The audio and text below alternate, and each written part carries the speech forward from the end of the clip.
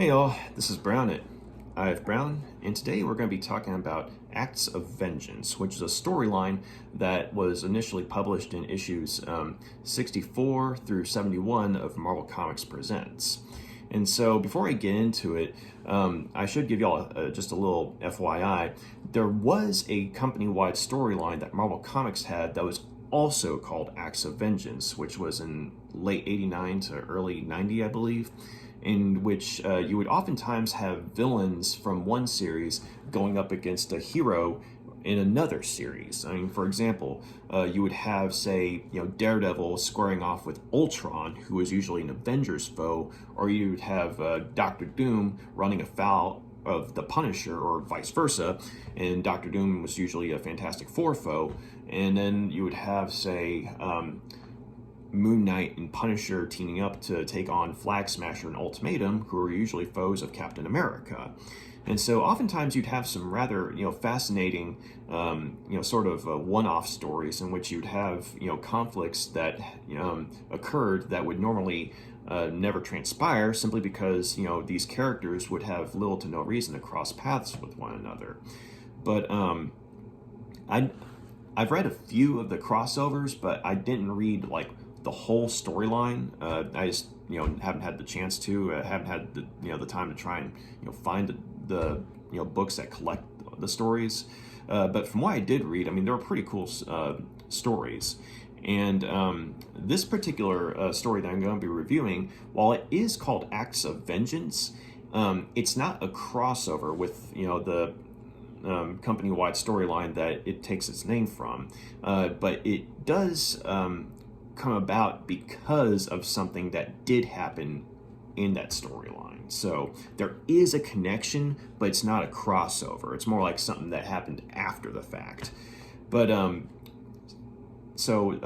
Wolverine was the lead feature of Marvel Comics Presents at the time, and Marvel Comics Presents was an anthology series that had 4 8-page segments per issue, and the initial point of the series was to have characters who were lesser known or less popular, have a chance to shine. And Wolverine was initially the lead feature in the series for the first 10 issues, but that was kind of, I think, to help the book get off the ground. And then, he went back to, say, his own solo series and then his own the X-Men series he was a part of. But it wasn't until, say, I want to say it was maybe issue 37 or 38. I mean, I could be mistaken about that, but it wasn't until around that time that Wolverine was brought back as the lead feature for the series. And so it's at this point, where Wolverine, I mean, this is yet another, feature where he's headlining things. But this particular story is the first time that the Danny Ketch version of Ghost Rider made his appearance within the pages of Marvel Comics Presents. And it wouldn't be until issue 90 that Danny Ketch, or the Danny Ketch version of Ghost Rider, would also headline the series. And so you'd have both Wolverine and Ghost Rider, who for a period of time were the lead features of the book. But okay, so this particular storyline, it's kind of hard for me to place the continuity because, some, websites or sources say that it takes place between issues 7 and 8 of the, Danny Ketch Ghost Rider series, and other sources say that it takes place in between issues 9 and 10 of the same series. So, just, if you read my review, or sorry, if you listened to my review of, Ghost Rider Danny Ketch Classic Volume 1, just maybe kind of in your head place these stories in between either issue 7 and 8 or 9 and 10. You be the judge. But so basically what you have is Wolverine and Danny Ketch, Ghost or aka Ghost Rider, running afoul of one another due to a case of mistaken identity, because some members of Deathwatch's organization, the mercenaries who are dressed up as ninjas, they also incidentally happen to have a resemblance to the Hand, which is a criminal organization that both Wolverine and Daredevil have oftentimes run afoul of. And so you have these goons that were going after Wolverine, and then you have these another set of these goons, going after. Initially, they were going after a friend of Danny Ketch's, a guy named Jack, who was introduced in Ghost Rider #4. But it turns out that the ones who were, going up against, or who were trying to go after Jack, they were actually after his martial arts teacher, a man named Yuji, because Yuji's son had, basically, gone after some of their operations. And so they were trying to, find the whereabouts of Yuji's son, but Jack, got in the way because he was trying to protect his teacher, and he ends up, getting grievously injured. And so, that triggers, Danny Ketch's ghost transformation into Ghost Rider, and he basically wipes the floor with these guys, and then he ends up, going after. Following the clues to where, Wolverine gets involved, and he just happens to see, Wolverine in a situation where he's, trying to, free this girl from the clutches of, Deathwatch's goons. But because of, Ghost Rider coming onto the scene at this point in time, it looks like Wolverine's, about to, hurt her. And so, he starts a fight with Wolverine, and Wolverine, responds in kind. And the two of them, they actually do quite a bit of damage to one another. But it's not until, Wolverine, right when Ghost Rider's trying to use the penance stare on him, Wolverine just kind of, lashes out with his claws, and the claws go right into Ghost Rider's face, but there's this infernal explosion that happens from the interaction, I guess, between adamantium and hellfire, and it knocks them both out. And so when they come to, Yuji's trying to explain to Ghost Rider what's going on, and Yuji's daughter, who Wolverine had rescued, is trying to communicate with Wolverine what's been going on, but then unfortunately both Yuji's daughter and Jack, who Ghost Rider had taken to the hospital, are kidnapped by Deathwatch's goons. And so at this point, Yuji's son, Brass, which is what he names himself, gets involved, because it turns out that Brass is actually someone who may or may not be a mutant, but most likely is a mutant. But he has this ability to sort of read an opponent as they're fighting, and he had squared off with Wolverine earlier, and had managed to actually put up a good fight against him. But eventually he and Wolverine kind of become friends, and they end up splitting up, with Yuji and Ghost Rider go one way, and Brass and Wolverine go another, sort of divide and conquer, to track down where Yuji's daughter and Danny's friend is. And so, and they're also trying to figure out, okay, what's Deathwatch's gain in all this? I mean, what does he gain from going after Wolverine and this martial arts instructor, or I should say his friend, because you find out that they're actually trying to go after Brass specifically, because Brass has actually taken it upon himself to go after certain criminal organizations that are tied to a villain named the Mandarin, who is usually an Iron Man foe. But the reason he's doing so is because during the Acts of Vengeance storyline, Brass and his girlfriend were caught in the crossfire between the Avengers and Mandarin, and his girlfriend unfortunately ended up getting killed. And so when Brass after the whole affair was settled, he did some digging and he found out who all these villains were that were involved in the thing. And so he basically kind of goes rogue and tries to take it upon himself to go after all the villains that were tied into this thing, starting with the Mandarin. And so he's basically been going after some of the Mandarin's holdings, and this has in turn kind of triggered a dispute with Deathwatch's organization as well. And so and then you find out, like, once Ghost Rider and Yuji and Brass and Wolverine, once they're able to track down where Brass's daughter and Danny's friend are being held, that's when Deathwatch eventually makes his presence known, in the very last chapter of the story, and he interrogates the guy who orchestrated all this, who is a henchman of his. And he does this really gruesome thing where he puts his fingers inside the guy's head. I mean, you don't see it on page, but because you saw it happen in a couple of issues of Ghost Rider's own series, that's what's going on. But when he does this, it enables him to read his victim's mind, and so he's able to figure out what happened. And so the best he could figure it is this henchman of his had basically tried to run some business deals that were off the books, but it kind of screwed up, and so ended up running afoul of the Mandarin's organization, and so as well as his boss, who was Deathwatch. And so basically he tried to have it set up to where Wolverine, who was an enemy of the Mandarin,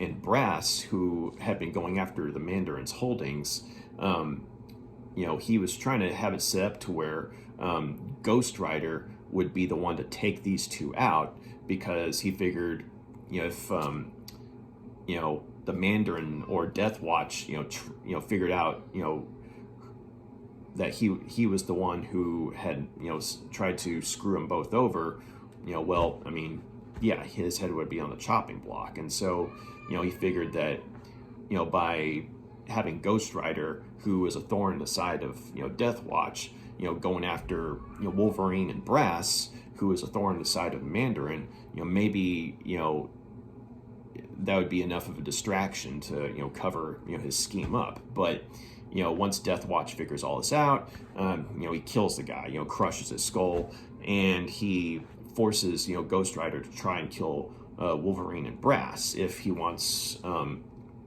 Yuji's daughter and Danny's friend to be returned safely. But Ghost Rider instead takes Wolverine and Brass and literally throws them from wall through wall after wall after wall until they break through the room where the hostages are being held. And so once that happens, they make short work of the goons that are holding them captive, and Deathwatch offers a taunting congratulations to Ghost Rider for being creative and using his own allies as blunt instruments, and as a result screwing over Deathwatch. But he says that I'm a sore loser, this place is going to blow, farewell. And so after that, they Wolverine, Brass, Yuji, and Ghost Rider, they're able to get the hostages out of the building before it explodes.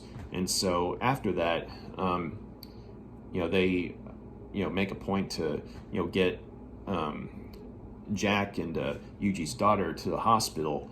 And Yuji promises that he'll help to train Brass further, and Brass says that in time he'll try and continue his quest for vengeance. And Ghost Rider and Wolverine, they sort of part on not exactly friendly terms, but at the very least they're like, hey, we're not enemies anymore. And so I thought this story, it's not Okay, so there were things I liked about the story, but there were a lot of things I didn't like. It's one of those stories that actually starts off okay, but then as it goes on, you can tell that the creative team is having a hard time trying to keep a strong focus on how the narrative should go. But but yeah, like I was kind of surprised at this because Howard Mackie is the guy who wrote the story, and he was the regular writer on Ghost Rider at the time, and he had actually so he had some familiarity with the character of Ghost Rider, so that was a benefit, and he'd also written a couple of stories with Wolverine as well. So when you read from the perspectives of both characters, both Ghost Rider and Wolverine in this story, I mean, okay, I mean it actually feels like you're reading from the perspectives of these two characters. So I mean that was a plus, and I did like the idea of there being a storyline that resulted from the collateral damage of an event in the Marvel universe, which was in this case was Acts of Vengeance. And I kind of wish that there'd been more focus given to that aspect of the story, because on one hand it's like the idea of, say, someone who's mostly an ordinary Joe, taking it upon themselves to go after either a supervillain or multiple supervillains, for maybe inadvertently killing one of their loved ones in a fight in which they're trying to go up against the superheroes of the Marvel universe. I mean, it's like you don't often see stories like that, and so it wasn't. I mean, the one story I could think of in which something like that did happen, and I'm sure there's other stories, but Garth Ennis, wrote a Punisher story called Punisher Kills the Marvel Universe, in which one of the things that happened in that story is Frank Castle is basically bankrolled by an organization of people who have been, maimed and disfigured and grievously injured by conflicts between heroes and villains in the Marvel universe. And that was a fascinating plot element. And so you have something like that, and then you have Brass's motivation stemming from the loss of a loved one during a conflict between the heroes and villains. I mean, that could have been an interesting story in and of itself. And Ghost Rider being a servant of vengeance, like in his sort of demonic origins and what have you, or his connections, and it's like that would have been interesting. Having him and Brass interact with one another, like Ghost Rider at this point in time is still trying to figure out who and what he is. I mean, he knows he's a servant of vengeance, but at the same time he doesn't know why. And so it would have been interesting if maybe him and Brass had had some opportunities to interact with one another, and maybe Ghost Rider could have tried to steer Brass clear of this mission of vengeance that he's on, because it's like a one-man suicide mission.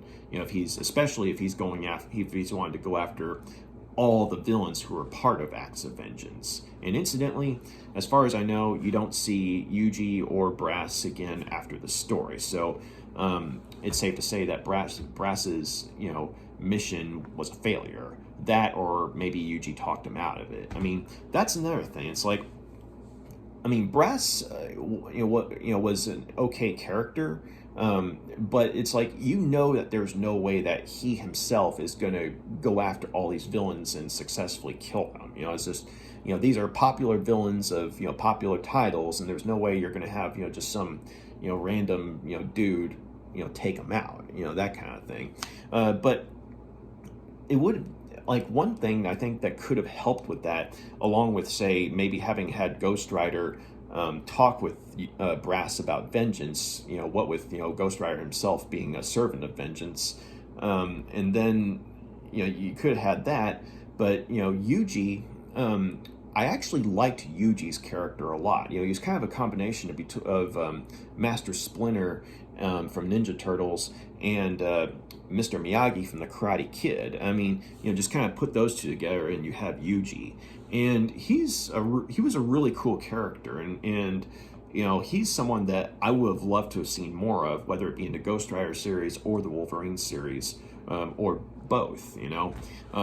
But basically, he's able to sort of keep up with both Ghost Rider and Wolverine, and he and Wolverine, they kind of bond because there's this sort of old soldier mentality with both of these characters.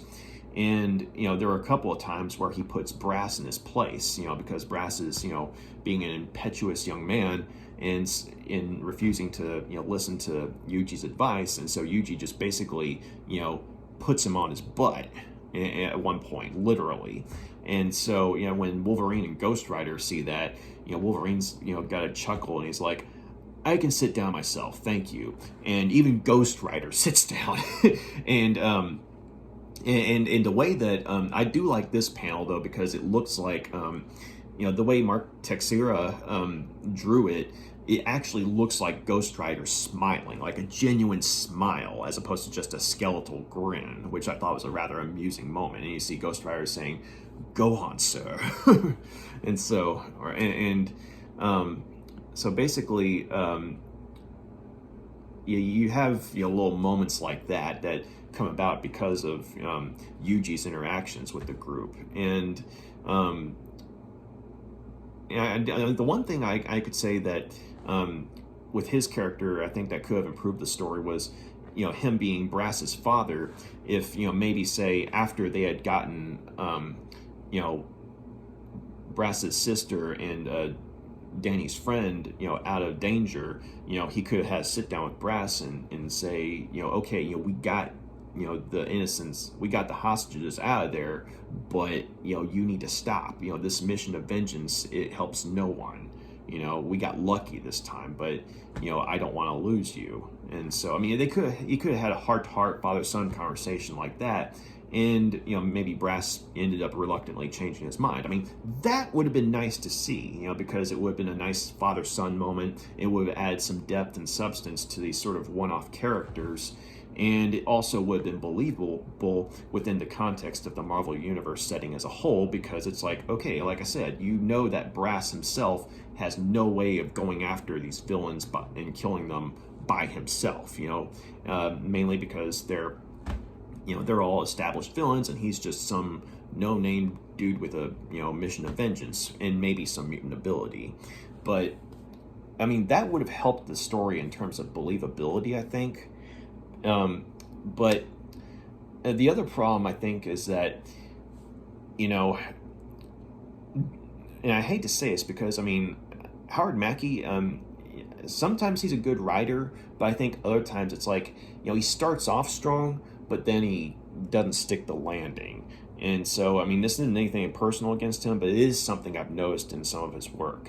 He's done some good stories for sure, but this particular storyline of Acts of Vengeance, it's sort of a preview of things to come with some of his other work, because it actually does start off okay, but then, as the story goes on, it just becomes more and more confusing as far as, who's really, trying to screw over who, or, who's going after who and why, and, so on and so forth. Because the Mandarin is brought up quite a bit, but other than, say, a brief, one-panel flashback, or a brief, one-panel moment in a flashback, you don't see the Mandarin. And, and you would think that with him being brought up so much, it would have helped to maybe have his presence in the story, like have him actually be in the story, as opposed to just, being mentioned.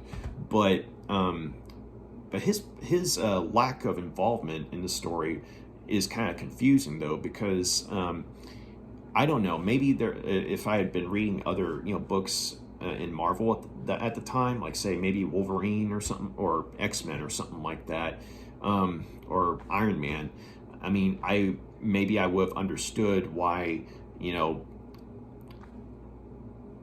there was such a focus on the Mandarin in this particular story, when in fact, Wolverine and Ghost Rider are both focused on Deathwatch, and yet, Brass is trying to go after the Mandarin. and so they don't really do a good job of explaining exactly why the two are connected, as in Mandarin and Deathwatch's, organization. And so when Deathwatch finally shows up, because, he's mentioned a lot as well, but he literally doesn't show up until, the last page of the next to last chapter, and then the actual final chapter, in which, once he's reading his henchman's mind, then he's able to figure out what's going on, and thus, explain to the reader what's going on, and why all this happened in the first place. But even then, though, the explanation comes off as very convoluted, confusing, and I had a hard time understanding why the story happened in the first place.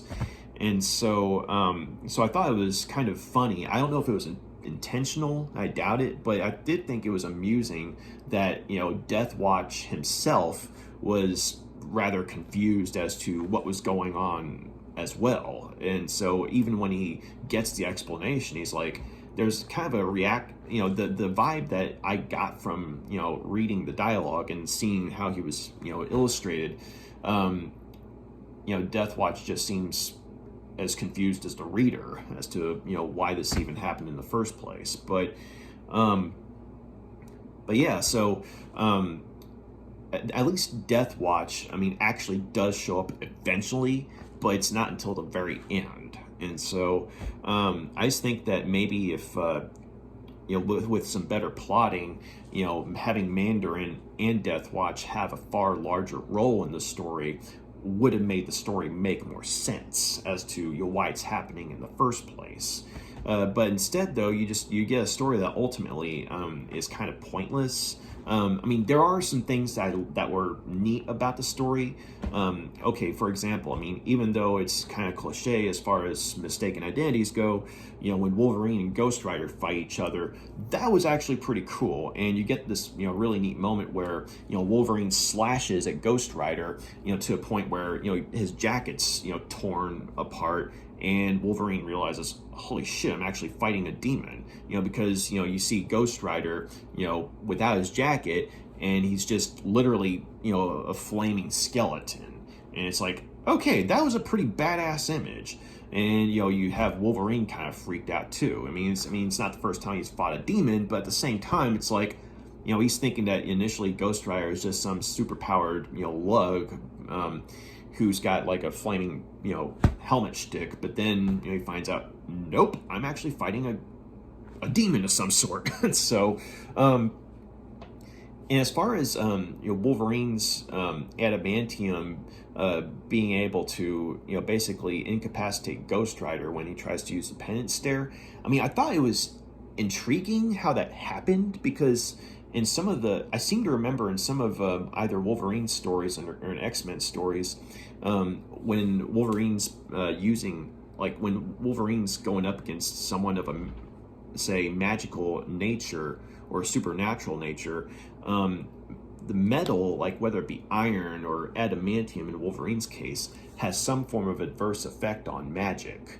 And so, I don't remember exactly what the stories were, but I did think that was a neat little touch. But I appreciated that, it didn't just incapacitate Ghost Rider, but it actually knocked Wolverine out to the point where in the next chapter, he's on IV and, basically, having to, recuperate, because, he'd also been shot with, poison, by some of Deathwatch's goons. And so I like the fact that, Wolverine was, kind of having to rest and recover for a bit, because he was, hit with a 1-2 punch of, poison, and then, an infernal backlash, from, Ghost Rider's, hellfire. And so, I liked that, but I think that, wish that, maybe they had tried to, officially, say in the story for sure that, Wolverine's adamantium did in fact have an adverse effect on Ghost Rider because of the, anti-magic properties or something. I don't know. But it would have been nice. It would have explained exactly why that happened, as opposed to, hey, this is Wolverine. He can, do whatever, that kind of thing. So I did like the initial fight between Ghost Rider and Wolverine, and I did like how initially, once the two of them kind of understand what's going on, they sort of put their differences aside and they team up and everything. But I think the main thing I liked was the character of Yuji, because even though we don't see him again, he's such a cool, badass old dude character. Who, he's able to hold his own in combat, and he's able to kind of keep up with the snark of, Wolverine, and he's also able to, put his son in his place when he's out of line, that kind of thing. And I also liked, his friendship with Ghost Rider too, because, when the group splits up, Yuji ends up going with Ghost Rider, and lucky him, he gets to ride on Ghost Rider's motorcycle. And it does result in a moment I liked where, Yuji's, asking Ghost Rider, how he came across, these wondrous, abilities, as well as, this, wondrous vehicle. And, Ghost Rider's, basically saying, I don't know. And so, he goes into this old, catchphrase of, I serve vengeance, or something along those lines. But then he's thinking to himself, and yet I don't know why. And it's one of many questions I still ask myself. And so I liked that little moment because it was consistent with Ghost Rider's portrayal in his own series at this point in time, where Ghost Rider knows that he's a servant of vengeance, but he doesn't know why. He doesn't know where he came from. He doesn't know who he is exactly, and he doesn't know why he can't remember anything that happened before, and so on and so forth. So that was consistent, and also just the fact that Mr. Miyagi XP ends up being friends with someone like Ghost Rider. I thought that was actually pretty cool. Brass, I thought there were some things I liked about him, but I didn't necessarily care for his character because he was kind of one note. But at the same time, I think I liked the idea of him being someone who had a vendetta against the Marvel Universe on a larger level, namely the villains of the Marvel Universe, because, it's like it made sense for him to have the motivation, from losing a loved one to try and go after, the people that were a part of this whole Acts of Vengeance affair. So, and as I've said before, that I think would have made a far more interesting story than what we ultimately got if there had been more focus on that. And, maybe having, Ghost Rider and Yuji trying to, talk him out of that, and what have you. But yeah, overall though, the story itself, while there were a couple things I liked about it, it was just ultimately too confusing as to figure out, why it was happening in the first place, namely, with the, main villain's motivation. And when I say the main villain, I don't mean Deathwatch. I mean the henchmen of Deathwatch who, set things up in the first place. And other than that, though, it's like, why did the story even happen? Because within in-universe, it doesn't make any sense whatsoever. And so I just, as I'm reading it, it's like, it starts off okay, but then it just gets to where it's like, it's too confusing. And then, once it's done, you're like, well, that was kind of pointless. And so, I'm going to go ahead and give it, Acts of Vengeance 2 out of 5 stars. It was okay. Like I said, there were a couple things I did like about it, and I think that, maybe if there had been more focus on certain aspects of the story that I found favorable, I think that, the story itself would have been much better, and it would have made more sense. Or maybe at the very least, if they'd actually brought in the Mandarin and Deathwatch, and not saving Deathwatch just for the last chapter. I think the two of them having an active role in the story, would have actually made the story much better, and it would have made more sense as well. But it's like you're name dropping, a popular character or two, but either they don't show up at all, or they only show up at the very end, and that's it. So it's like a waste. But yeah, so. Not the worst story I've read, but at the same time, it is something that, you know, I felt like it was kind of pointless to read once I got to the end.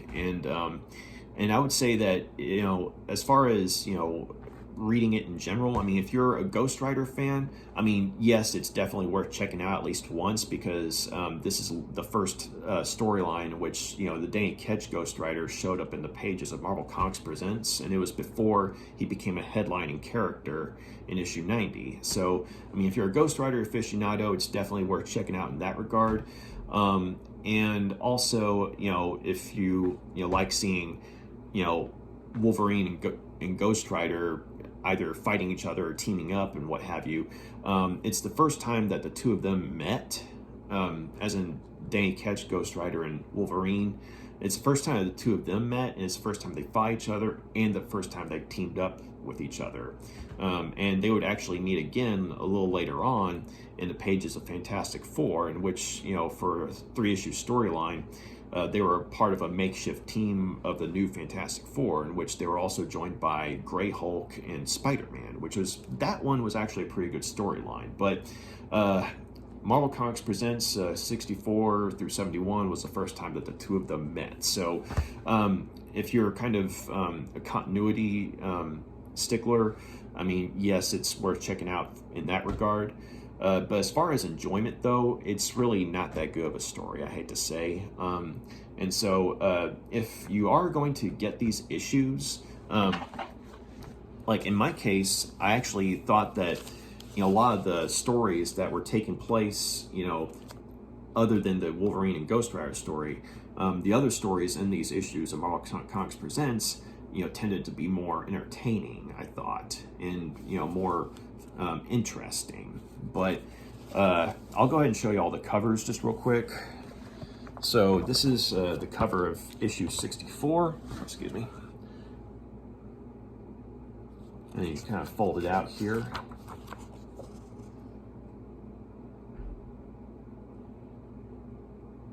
Now, Poison, her story was actually pretty cool.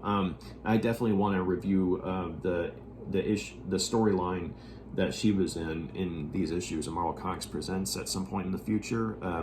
You know, really good artwork and really good writing, and by the late Steve Gerber, who was known for writing on Man-Thing and Howard the Duck. And the artwork for Poison was by a woman by Cindy Martin.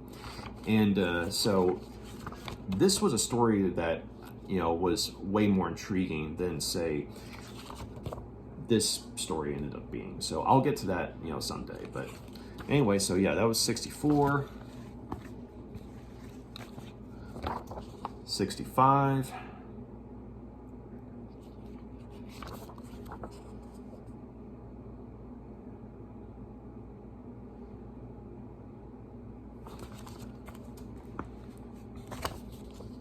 66.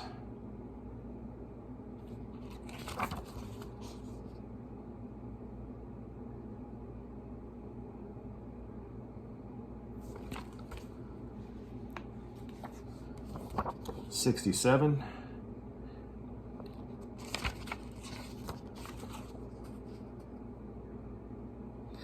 And I actually like this cover because the pencils were by Javier Saltres, who was the regular penciler on Ghost Rider at the time, so it was pretty cool.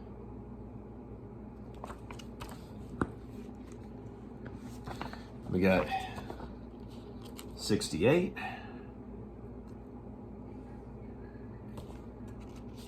I love this part, though. That's some good artwork. And 69. Also some really cool art.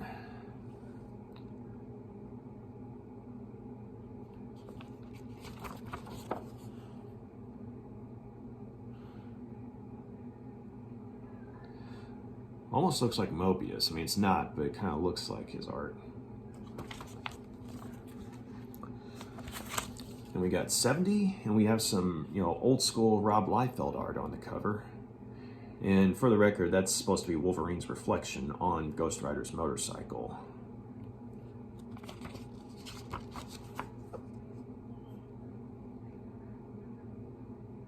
But this was kind of when Rob Liefeld, was still, hungry, and, he was actually trying as far as his artwork goes.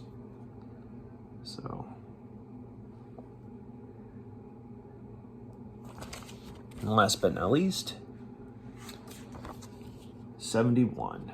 And there's Deathwatch right there.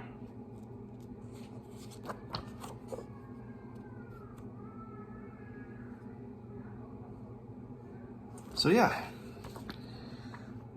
no, that was Acts of Vengeance, and that was the first time Wolverine and Ghost Rider ran afoul of one another. But yeah, I just didn't really, I didn't hate it, but at the same time, I didn't really see the point in the story's presence at all, because it's like, certain characters that are introduced here are never brought up again, and also just the ultimate motivation by the villain who was pulling the strings ended up being so convoluted and confusing that you're kind of like, you, at least in my case, I kind of lost interest as to why the story was actually happening, and ended up being mildly diverted by some of the character interactions that we have with Wolverine and Ghost Rider, and Yuji and Brass, mostly Yuji, so but yeah, that was it.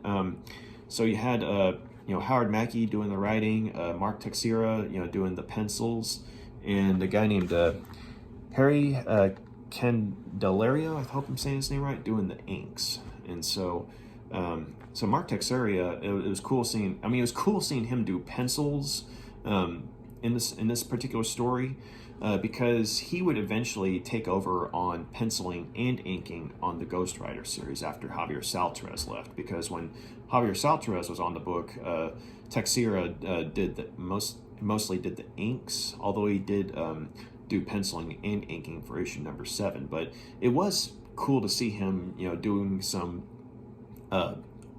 artwork for several stories before he was like the regular artist on the Ghost Rider book. So, but then even then though, the artwork as the story went on kind of got more and more rushed and bland, and I think maybe that could have been a case of the creative team trying to struggle with telling a coherent story in an 8-page narrative, or something along those lines, which I thought was kind of odd, because Howard Mackie had actually done a good story several issues back with the Havoc, which was Havoc Pharaoh's Legacy, and that was a well-written story, and it actually made a lot of sense as far as character motivation goes and what have you. It had some really good artwork by Paul Giuliani as well. So I guess maybe this was just an instance of Howard Mackie trying to use that format to involve Ghost Rider for the first time, and him sort of feeding off of developments in Wolverine's story as well.